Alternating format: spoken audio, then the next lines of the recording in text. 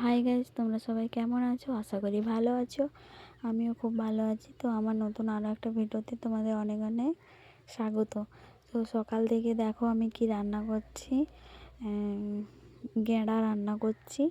তো গুগলি বলে, আর কাদের ওখানে কি কি বলে আমি তো জানি না। আমাদের এইদিকে গুগলি বলে, গেঁড়াও বলে অনেকে। তো এখন দেখো আমি আলুটা কেটে নিয়েছি ঘুগনি তরকারির মতন, আর রসুন ছাড়িয়ে নিচ্ছি, আদা রসুন ছাড়িয়ে নেব, পেঁয়াজ কেটে নেব, দিয়ে এটাকে মাংসের মতন রান্না করব। আর কি হতো, ঝোল রাখলে অতটা ভালো লাগবে না, একটু কষা কষা করে করব। তাই জন্য আর দেখো আমি এই সিদ্ধ করতে দিয়েছিলাম, সিদ্ধ হয়ে গেছে। এবার আমি একটা একটা করে ছাড়িয়ে নেব পরিষ্কার করে। আর এটা না খেতে খুব ভালো লাগে, মানে ভালোও লাগে আর খুব উপকারিতা জানো। তো দেখো আমি একটা একটা করে ছাড়িয়ে নিচ্ছি, এখন পরিষ্কার করে নিচ্ছি। আর আমার মেয়েকে তো ওর দাদা ভাই আর জেঠিমা রেখেছে, ও ওখানে খেলা করছে, আর আমি সেই ভাগে ছাড়িয়ে নিচ্ছি। আর আমি সবাইকে দেবো একটু একটু করে। তো চলো, অনেক দিন পর রান্না করছি, কেমন হবে জানি না।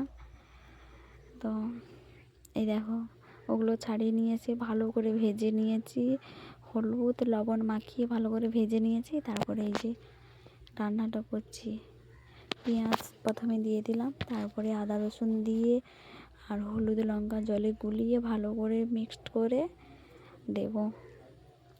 তো যারা খাওয়ানি এরকম একবার রান্না করে দেখবে, খুব সুন্দর লাগে। কিন্তু আমাদের বাড়িতে তো সবাই খায়, তা অনেক মানে দু একজন খায় না, আর সবাই খায়।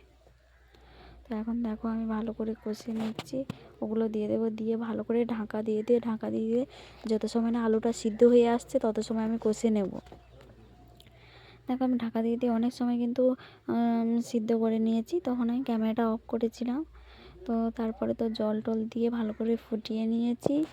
আর এখন আমি নামিয়ে নেব, যেহেতু দুধারে রান্না করছি, একধারে আমার মেয়ের করছি, আর এটাই না একটু ঝাল বেশি দিলে ভালো লাগে, তাই জন্য মেয়েরটা ঝাল ছাড়া করছি আর আমাদের ঝাল দিয়ে করেছি। আর লাস্টে একটু গরম মশলা গুঁড়া, জিরার গুঁড়া ছড়িয়ে দেব। তো যারা যারা খাওনি একবার কিন্তু বানিয়ে দেবো, কালারটা কীভাবে এসছে দেখো, দুর্দান্ত। তো চলো, এই ভিডিওটা এই পর্যন্ত, ভালো লাগলে লাইক কমেন্ট শেয়ার করো। টাটা, শুভ দুপুর বন্ধুরা।